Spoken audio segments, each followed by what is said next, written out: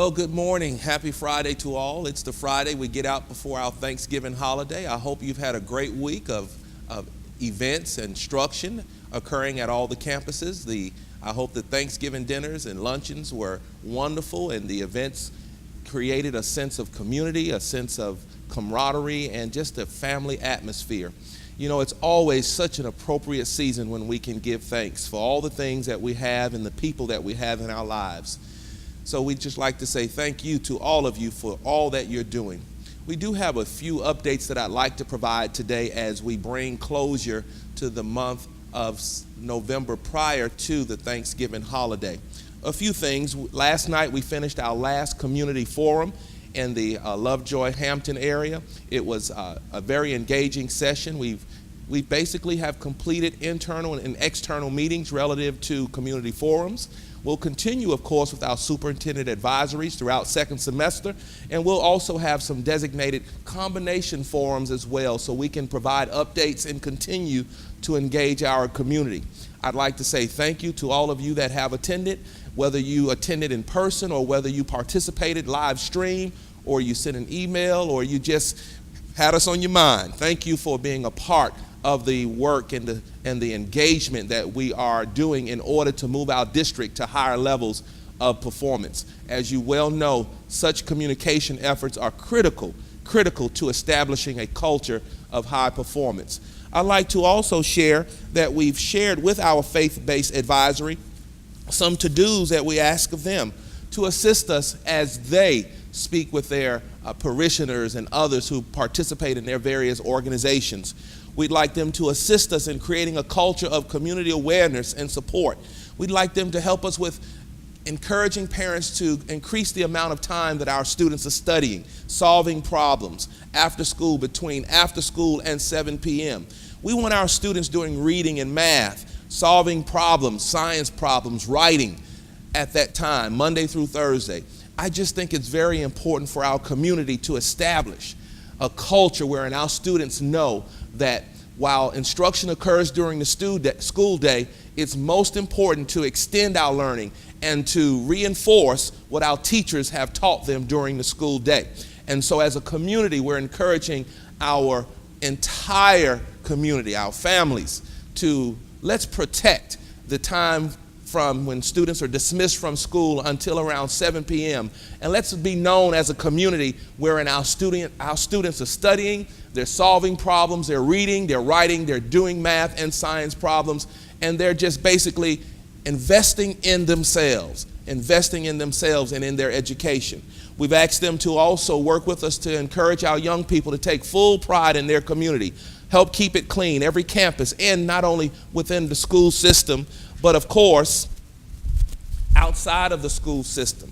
It's very important that our students understand that a part of being a member of a high-performing culture means that we take full pride in our community, and we're pleased with the public service announcements that our students are currently developing that will be rolling out in the very near future.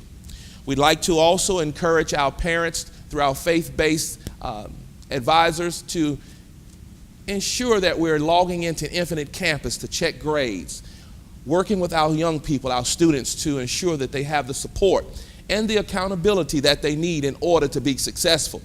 As you and I know, success is intentional. It is the result of hard work, and if we're not willing to work hard, then we should not be willing to experience success. I should encourage and would like to encourage all of our parishioners and faith-based advisors to really encourage our parents to support our students as we have events, athletic events, academic events, parent engagement events. We need to see our parents and our community in the stands at these events supporting our students. It does our students' heart good to see us in the stands supporting them in their efforts, basically to make our community look good. We'd like to also encourage you as employees and parents and all, let's support the businesses in our community that support our schools.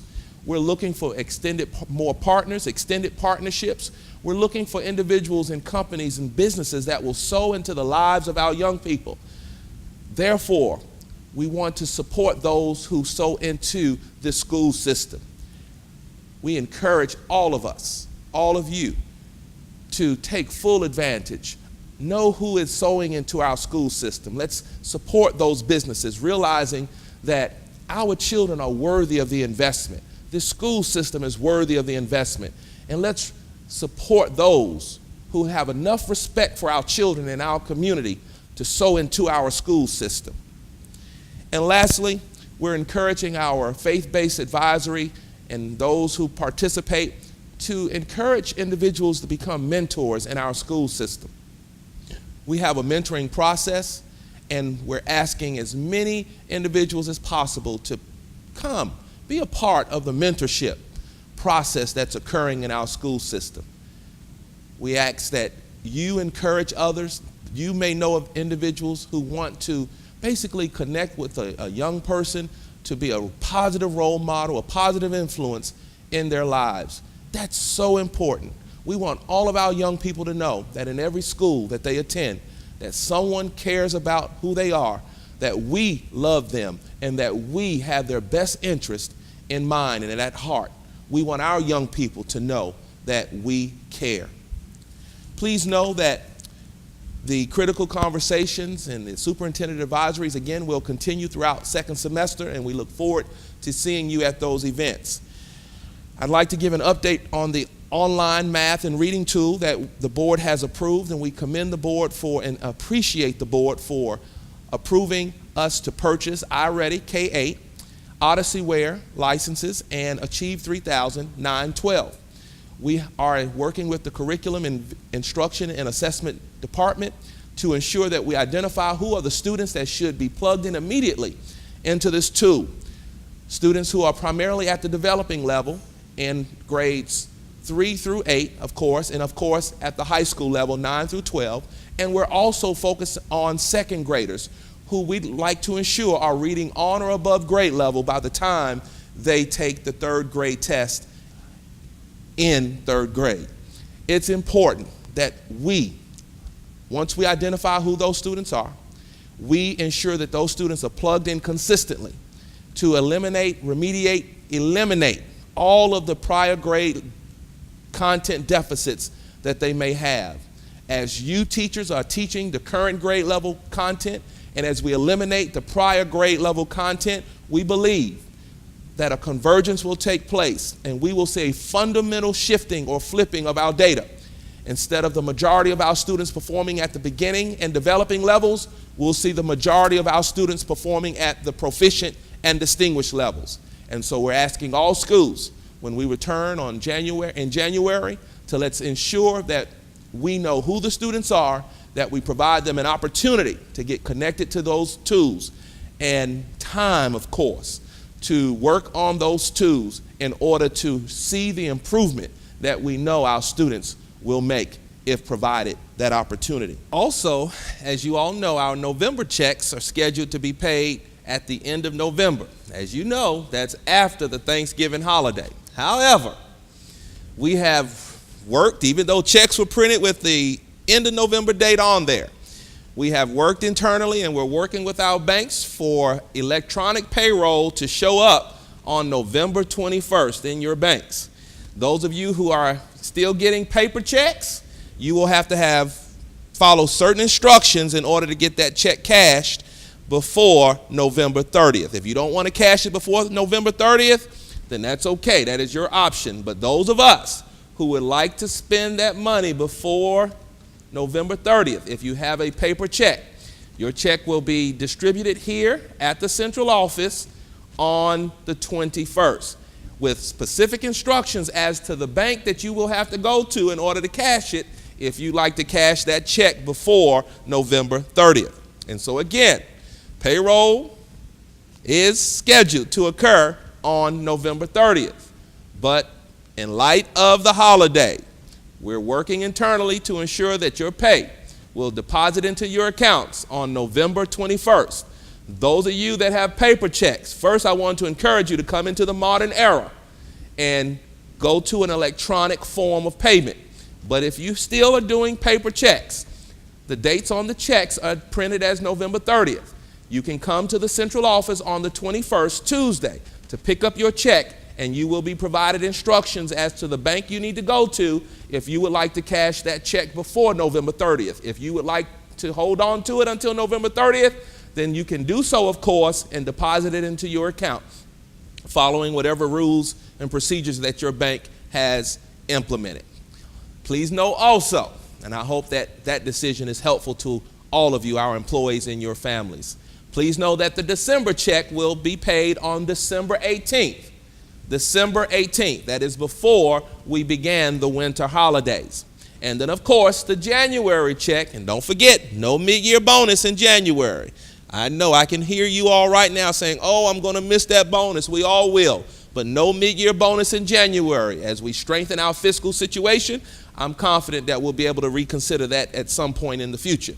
But that January check is scheduled for the end of January. But we are working internally to see if we can pay that check sooner than January 30th. And we'll let you know about that date once we land on the date that we will pay that January check. So just know that we're working to ensure that you, our employees, are supported, that you know that we care, and that when we can make a decision in your best interest, you should always know that we're willing and always desirous of making that decision in your best interest. Your board of education is most supportive of us always doing what's in your best interest. So again, Thanksgiving should be a good time. Payroll should land in your accounts on November 21st, even though payroll is technically scheduled to occur on November 30th. Those of you with hard checks, you will have to come by the central office to pick up your check on November 21st.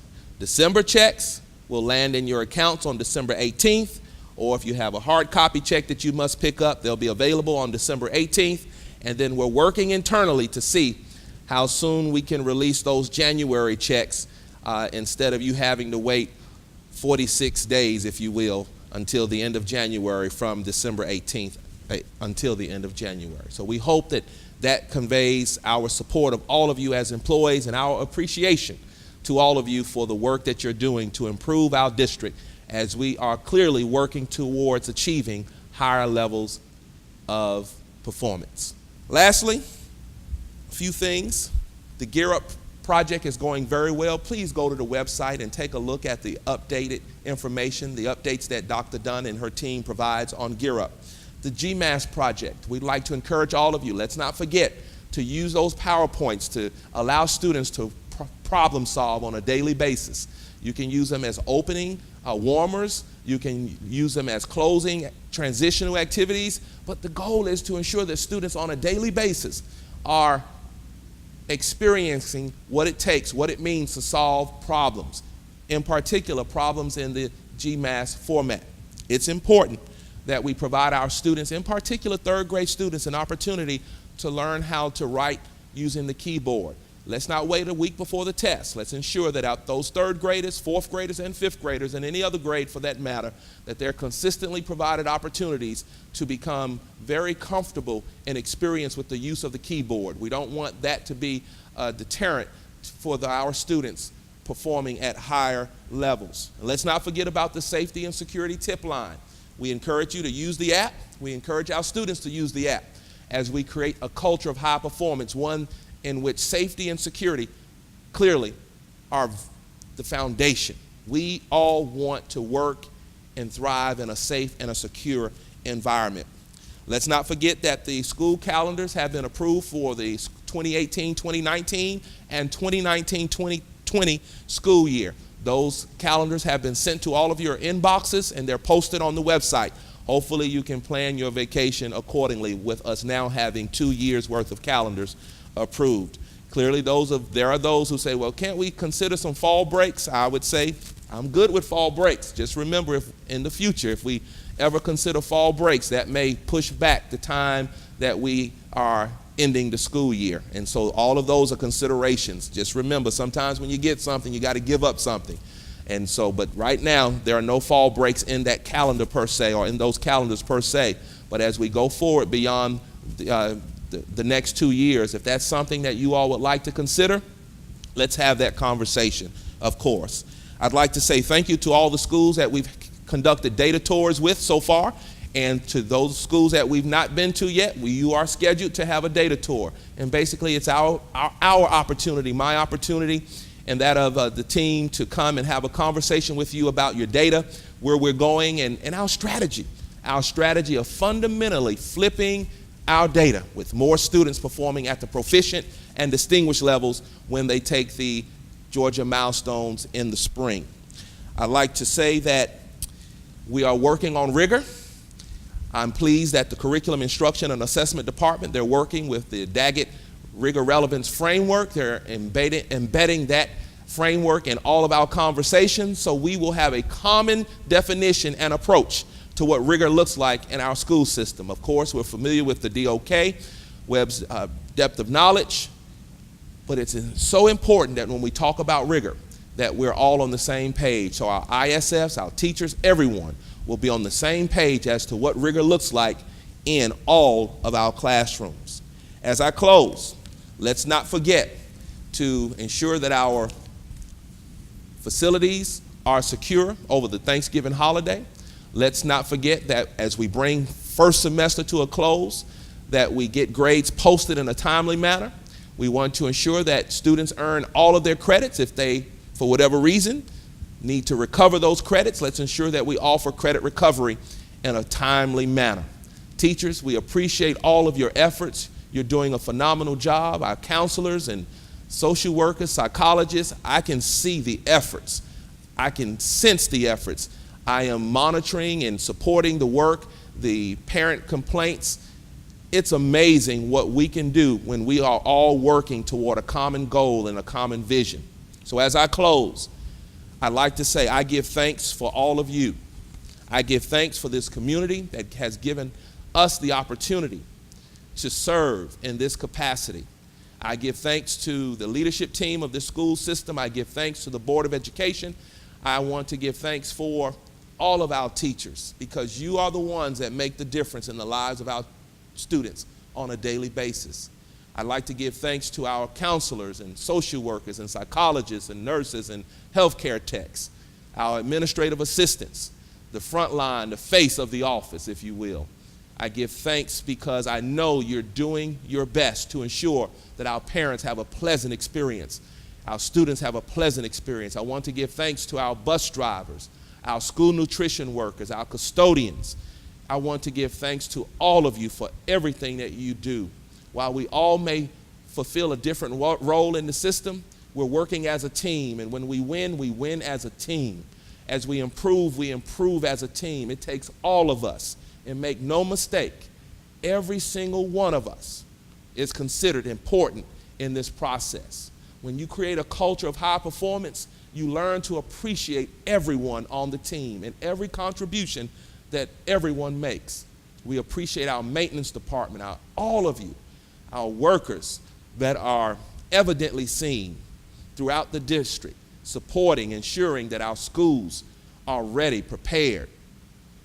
If I omitted someone, attribute that to my head and not my heart, because I do thank you for all that you're doing. I hope that you have a wonderful Thanksgiving holiday, that you spend time with family and friends, that you enjoy good food. I hope that you spend time reflecting on the good things that you have in life, the good place that you are in life, because all of us, no matter how good or how bad it may be, it could be worse. It could be worse. And we realize that life is funny. Things change from day to day. So while we have the opportunity to give thanks, I like to say thank you. Today is what we have. Tomorrow is, we hope, will bring good things.